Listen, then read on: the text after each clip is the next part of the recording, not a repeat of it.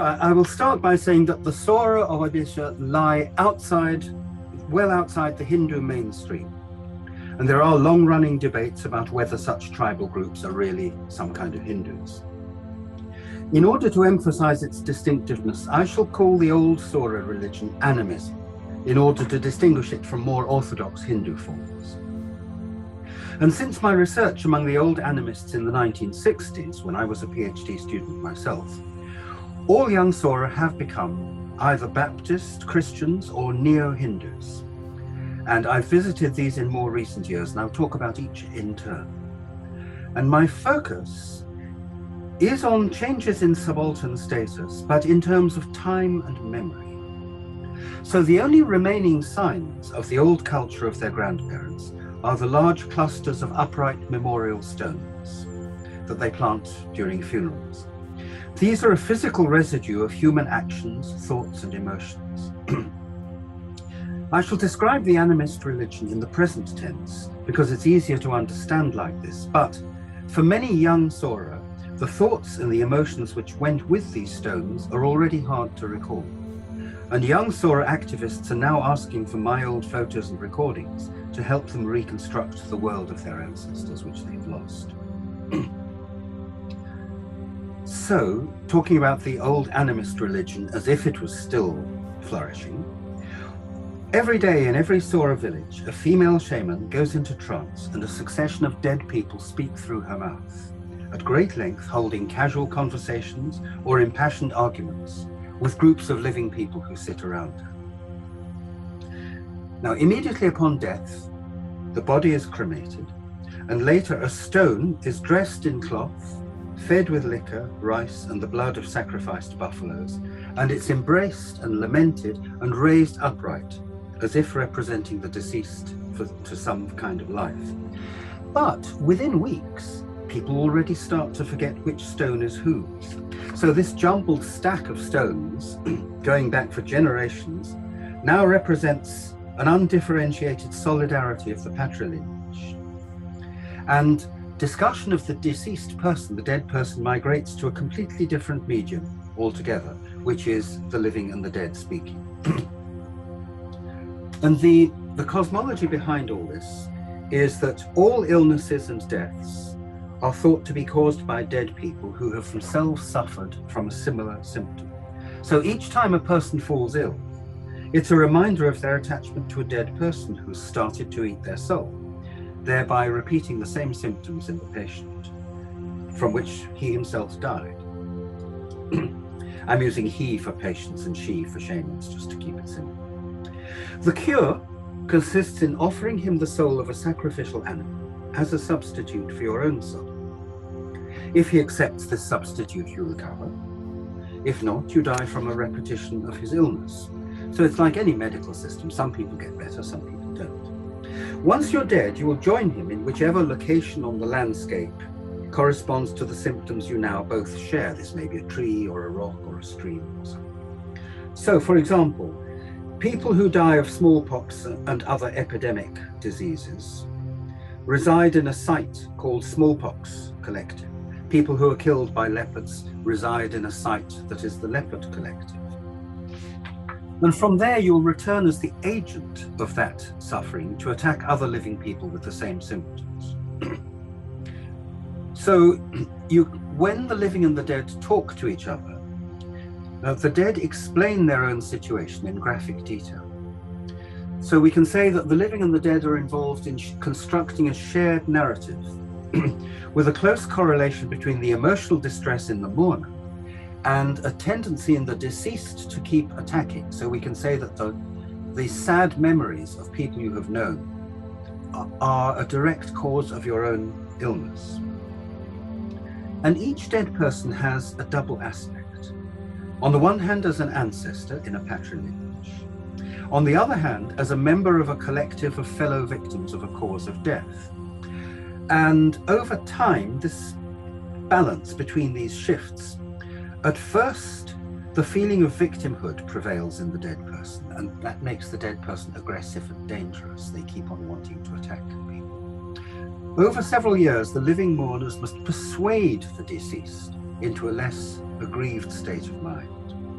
And so the funeral lasts for several years, and the shaman and her assistants have to sing and dance to redeem the dead person from what we can call the anti-society of his fellow victims, and lead him into the company of his ancestors in the underworld. So over time, the emotional tone of dialogues between living and dead also shifts. The deceased becomes less aggressive, and the mourner becomes less vulnerable to their illnesses.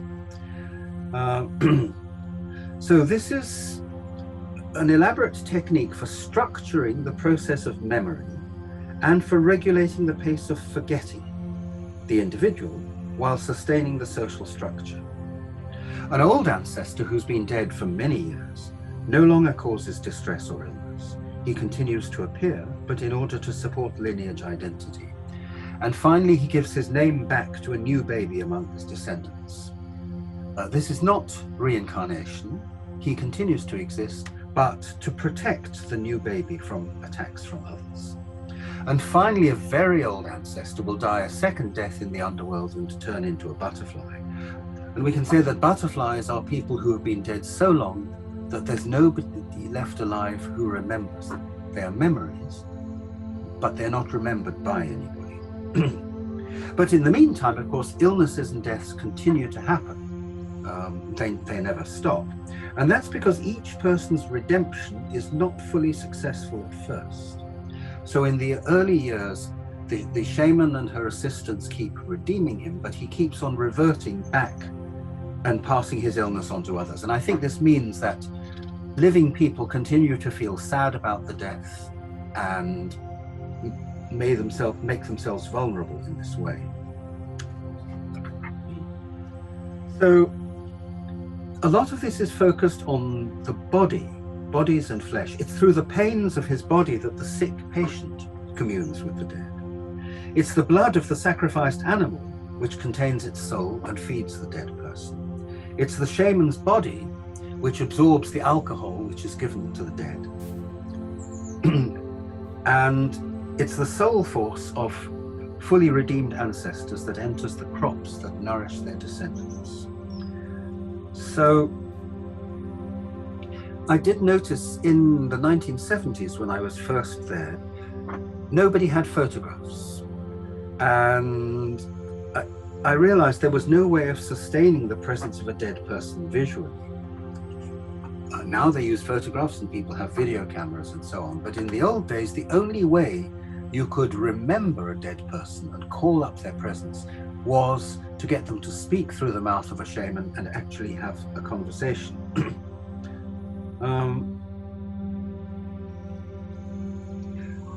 But as I said, young people in the Sora heartland, the central area of the Sora, have all become Christians since then, mostly Baptists. And the takeover by Christianity in a new generation is directly limited to the arrival since the 1980s of a flood of development, cash, roads, schooling, literacy, and employment. When I first arrived there in the 1970s, the Sora was still living under a system of governance which put them in a position of unremitting humiliation. And this power regime, so I would say it was the tail end of a feudal regime which was established in the 19th century or even the 18th century and was only just dying off in the 1970s. And this power regime was reflected in the shamans themselves. So even while they were operating their supposedly un-Hindu tribal cosmology, it turned out the Sora shamans gained their powers by marrying Kshatriya spirits in the underworld. These Kshatriya spirits were Rajas, policemen, government officers, clerks, that is, domesticated counterparts of the very people who oppressed the Sora above ground. And unlike the illiterate Sora, the animists, these spirits could speak Oriya. They could write down the names of miscreants in the logbooks of underworld police stations. So we could say they used literacy as a magical technique of power and coercion.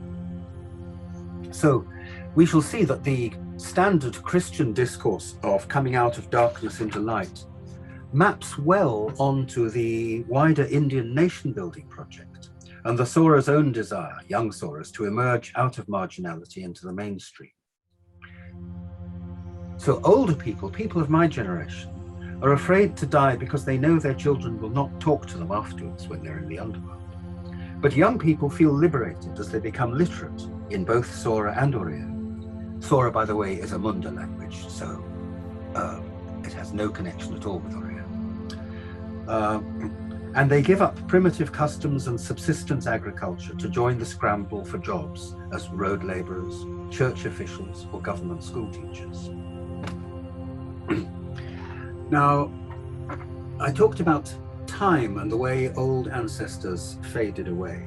Well, Baptist Christianity radically reconfigures time. Animists had gods who made the world the way it is, but these gods then withdrew because there was nothing left for them to do.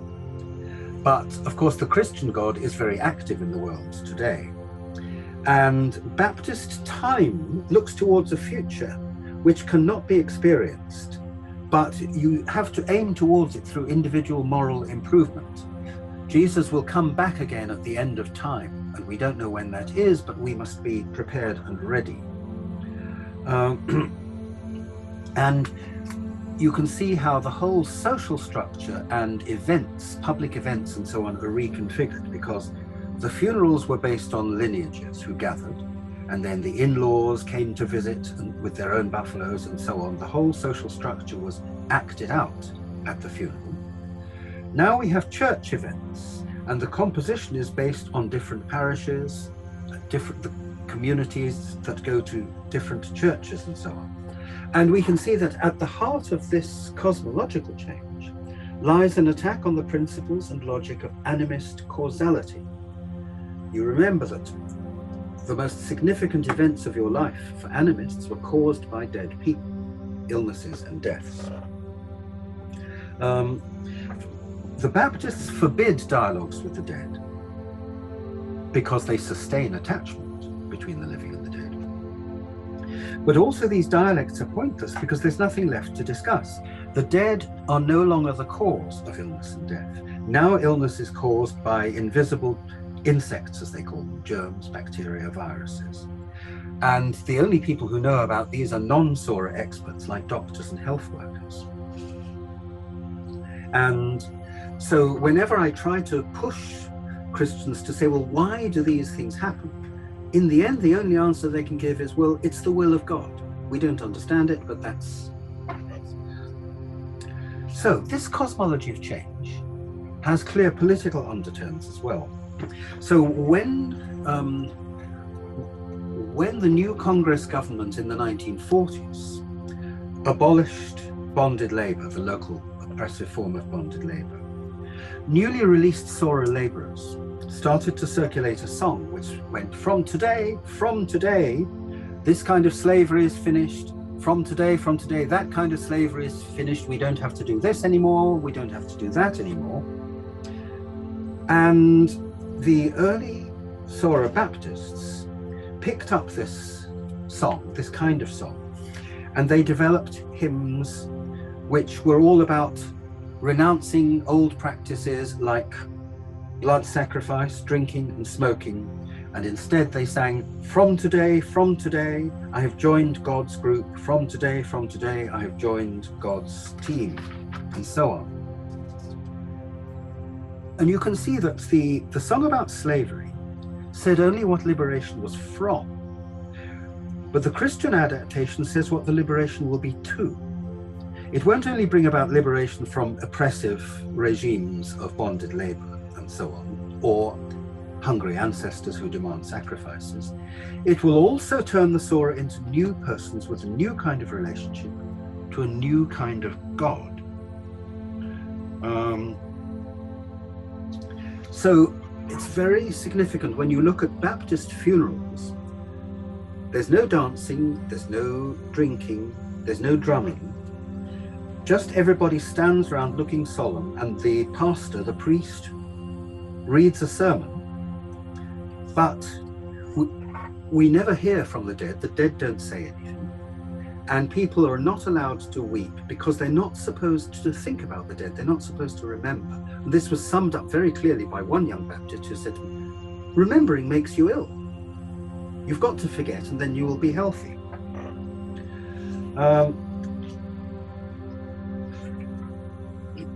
So the same is with the way that the church uses the Bible. It's a book. Remember, the old animists were not literate. It was an entirely oral tradition. But here is a book with an authoritative text. It's the Word of God. And so it's unlike dialogue where people answered back. The dialogues, people could often be quite abusive with the dead because it was just a continuation of family conversations. But the priests, the people on the platform in the church, are the only people who are authorized to know what the Bible really means and to tell everybody what it means. So the old animists they fetishized literacy because they couldn't do it themselves. But now the universal literacy of young Christians makes that the old ancestors' awe at the mystique of writing seem ridiculous. So we can see that Baptists have two kind of senses of time. One is the end time in the distant future when Jesus will come back again, but we don't know when that is. And the immediate time, here and now. We do the funeral and then we go home and we get on with our lives and we try to get government jobs. So for those animists, those Baptists who are old enough to have been formed under animism in their youth, like the people who were children when I was there as a young man, the people I knew who were children, they have tensions which are hard to process. Because for them it's impossible to know how the dead are, because there's no way for them to come and tell us.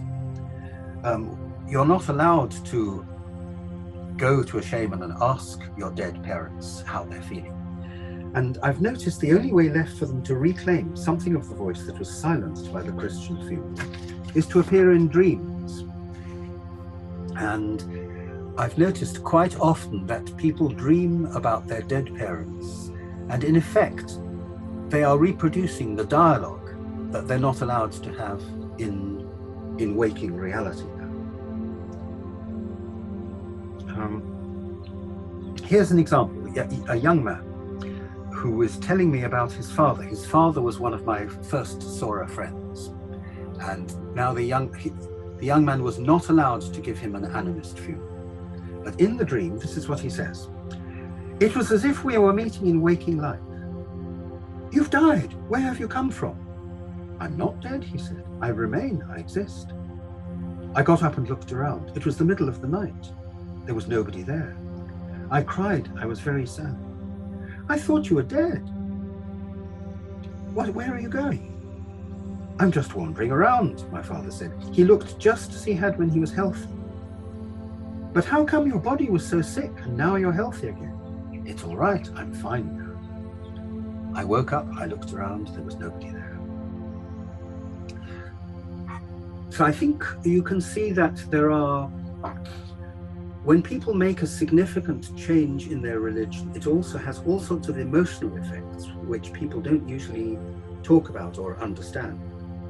And you can see that, so to speak, a repressed procedure is manifesting itself, coming round in some other direction. Well, Christianity is not the only religious movement in Sora country. As you can imagine, there are all sorts of Hindu movements. There are Hindu missionaries who are very active. The term Adivasi, literally Aboriginal inhabitants, is now seen by some Hindu groups to make mainstream Hindu populations seem like newcomers on their own soil. And instead, they relabel the tribals Vanvasi, jungle inhabitants, identifying them rather with a backward ecological niche, but not with being the original inhabitants. And the promotion of orthodox Hindu values among tribes is presented not as a conversion's what Christians do, but as showing these people their true nature as Hindus who became lost in the jungle and need to be brought back into the fold. This is an old debate, and you may well be familiar with it. Religion and national identity are combined. So the soil of India is all Hindu. So how can anyone living there be non-Hindu unless they've been led astray by missionaries? So, as I said, the heartland of the Sora people is solidly Baptist, but there are many other groups around the edge who are shifting to various kinds of Hindu cults. One major one, the Sora called Bhisma, which is their way of pronouncing Vishva, the first word of the VHP, which aims to clean up local superstitions about ancestors and spirits and replace them with the worship of Rama and Krishna. And when you go to these groups and listen to their hymns in Sora, it's the familiar old Sora tune, which was used for all sorts of songs in the past, which was picked up and used by the Christians too for their hymns. But here they're using the same words, but replacing Jesus with Rama or Krishna. So there are hymns that say, Krishna will return among us, just as the Christians say Jesus will return among us. So I ask these people, well, the old Sora used to talk to their own ancestors, but where do Rama and Krishna come from? And what they say is, well, long ago, the Sora worshipped Krishna and Jagannath, but they didn't know Oriya, they didn't know writing, they were scared of the Oriyas and fled into the forest. There we forgot about our God and just worshipped our parents and grandparents and thought they were making us ill. So here you can see that this is reproducing an orthodox Brahmin narrative that the Sora are really Hindus who lost contact. And these people go on to show the advantage of rejoining civilization. Now Brahmins invite us into their houses and they even eat our food. They tell us, you used to be unwashed, you used to eat cows and pigs, but now we can mix with you. And Oriya Brahmins themselves say that their ancestor found Jagannath being worshipped in the jungle by a Sora priest and stole him. Jagannath, as you now know, of course, is now installed in a massive temple in Puri, where he's become the most important god in Odisha and is regarded as an incarnation of Vishnu, like Rama and Krishna. Entry to the temple is strictly forbidden to non-Hindus, including Christian Sora. And this fits a common pattern in central India, in which mainstream Hindu gods are said to have local tribal origins. There's a famous article about this long ago by Vitebsky. In the 1970s, when I was first there, most Sora didn't seem to know or care about this story, and I heard it only from educated Oriyas. By the 1990s, and now, it had become widespread. And now people say to me, Rama spent 4 years of his exile right here. It was from the Sora that he learned how to use bows and arrows and axes. And it was here that Sabari gave Rama the manga. Now, outsiders often pronounce Sora Sawara or Sabara, and Sabari is now widely believed to have been Sora. So, you can see what this discourse is doing is it's placing the Sora right in the middle of the Hindu national project, because it now turns out that major events of the Ramayana actually happened right here on Sora territory. Now, when you go to Sora temples, the layout and the procedures are remarkably similar to those of the Baptists' churches. The same table, the same plastic flowers on the platform, the same harmonium and two-ended drum, the same smooth cement floor where men sit on one side and women with their heads covered in saris on the other.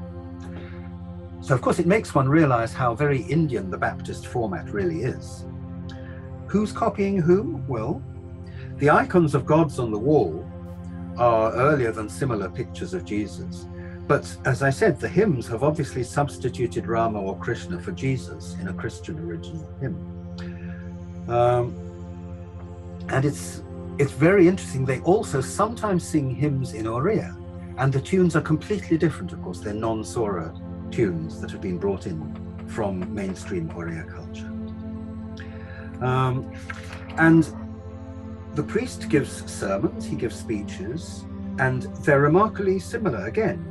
The format is the same, Krishna fits into the same hymns as Jesus, the moral teaching is similar, You should avoid sin. If you're a good person, you'll meet God, and so on. But the theology, of course, is very different. God is in water. God is in the earth. God has multiple incarnations.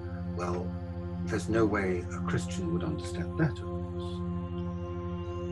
Now, there are other neo-Hindu groups among the Sora. For example, in 1936, a Sora man received a dream showing him where to find a special Sora script magically inscribed on a mountaintop. In this script, each animist spirit had turned into a letter that began that spirit's name. And there is now a movement to propagate this script, and it's turned into a cult.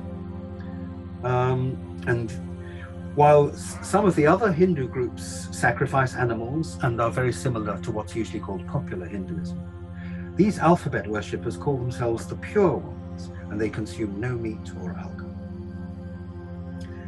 And they tell me things like, once everyone believes this, there will be no more fighting, no more debt, no more robbery. So we can see this as a Hindu reform movement with a utopian subtext of social liberation. So in that sense, perhaps it's not so different from the Christian movement, because I'll keep on explaining, the move to Christianity, I think, was very much in order to escape from oppressive feudal systems of exploitation. Well, in the 1990s, I thought that the Bible was the strongest written guarantee of the language's survival, because it wasn't being taught in schools as it was supposed to be. But now the Christian priests are increasingly using the Oriya Bible because it has higher status. So we can say that the church and the schools are all joining to kill off the Sora language. So the alphabet worshippers are the only group whose commitment to language, to the Sora language, is built into their religion. So they keep the spirits, but they silence them. The spirits no longer speak. And they remove their power to harm and modernize them by making them into literacy itself. And yet you can imagine that in spite of the saffron and the coconuts that link it to the Hindu mainstream, this script is hard to propagate because it's tied to the Sora language, which nobody else knows. And the kids are all in school. In Orissa, they're using the Oriya script for Oriya. In Andhra Pradesh, they're using the Telugu script. The Christians are using the Roman or English script for the Bible and for writing letters. It doesn't leave much space for this indigenous dream alphabet. So I'm now thinking about all these new Sora religions as the old religion I knew is dying off. From the 1970s to the 1990s, I thought of dialogues with the dead as the defining essence of Sora religion and culture and identity. But maybe I was wrong, because since 2000 I've seen new Christian and Hindu forms closing in on the last of the Sora shamans. Does this mean the end of Sora religion, or are these actually new Sora religions? It seems to me that it's not an accident that the alphabet religion was developing in the 1940s, at the same time as the Christian liberation theology of the early Baptists. Both were reaching out to a wider world that was passing from feudalism and colonialism into nationalist modernity. Though I didn't want to understand this at the time because I was so devoted to the old religion, but the Sora world that I inhabited in the late 1970s was already obsolete. The outsiders who were previously kept at arm's length had to be engaged in new ways. Especially since Rajiv Gandhi's development thrust in the 1980s, the point has been not simply to fend the outsiders off, or to co-opt them by marrying them in the underworld, as the Sora shamans did, but to find ways of joining. So in this community of victimhood that the old animists had, dialogues were not only about death, but also about coping with weakness. And each of these new movements offers its own solution, along a spectrum from rejection to reform. Baptists seek a way of being Sora with no reference to spirits at all. And Hindu versions, they accommodate the coexistence of alternative forms and a sliding scale of orthodoxy. But the Baptists simply take Jesus' message as superseding other religions. So early colonial sources and modern Oriya stereotypes all agree in portraying the Sora as the wildest, fiercest, most inscrutable tribal area.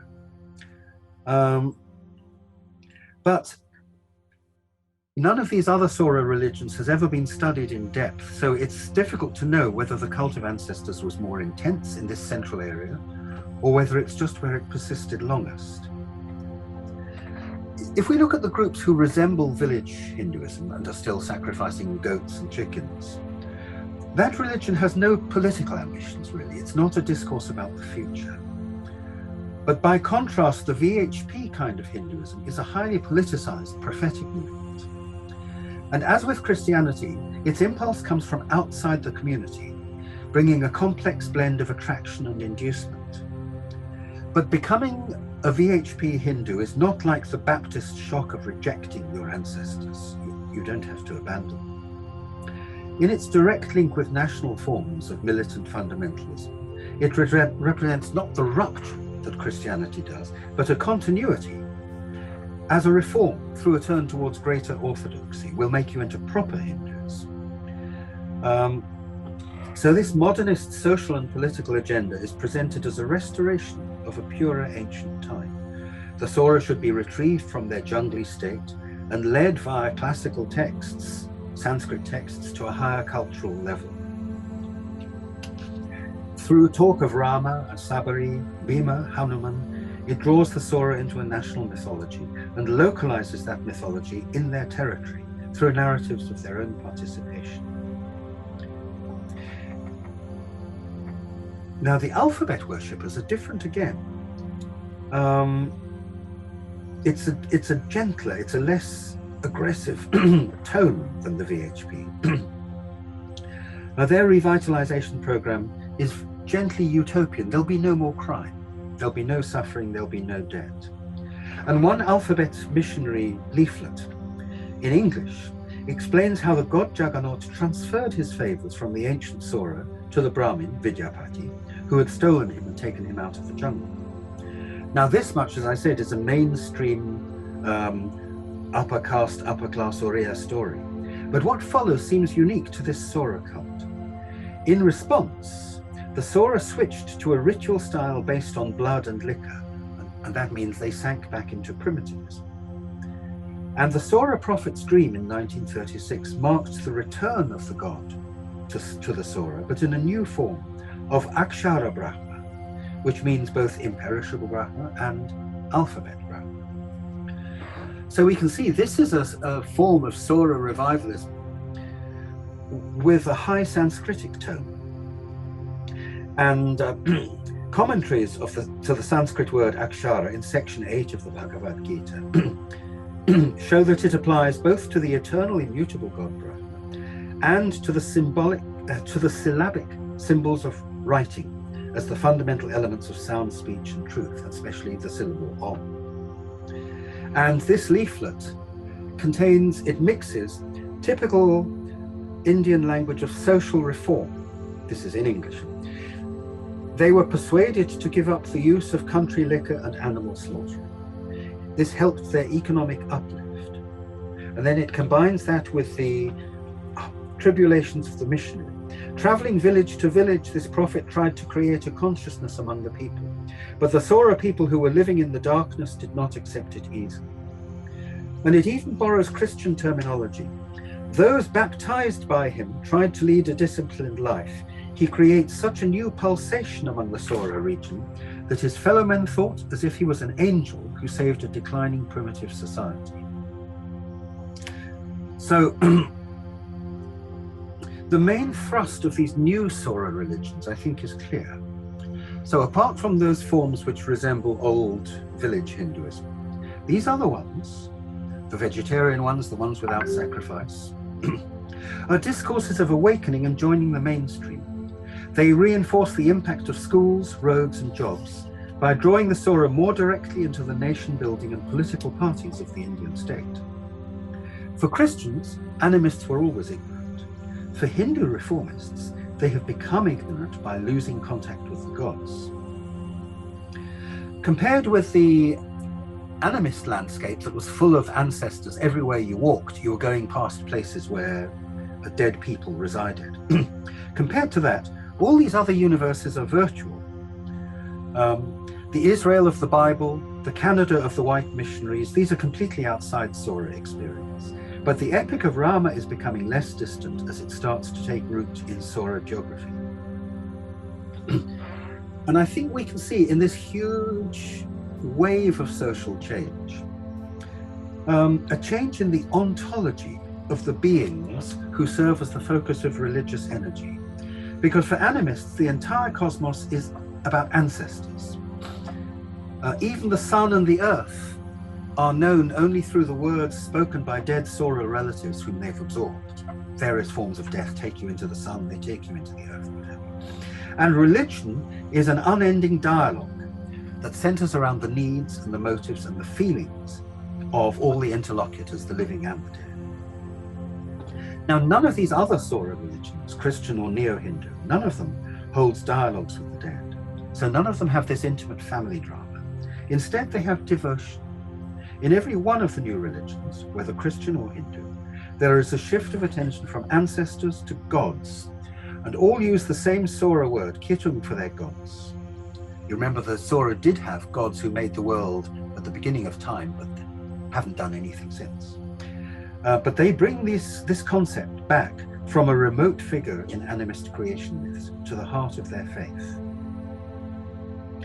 Jesus, Rama, Krishna, Jagannath, they're all the objects of prayer, and the format of prayer was unknown to the animists. They had spells, they had various chants, they didn't have prayer in which you actually ask a god to do something for you. This format is not dialogic, since any response from the god is not made explicit or vocalized.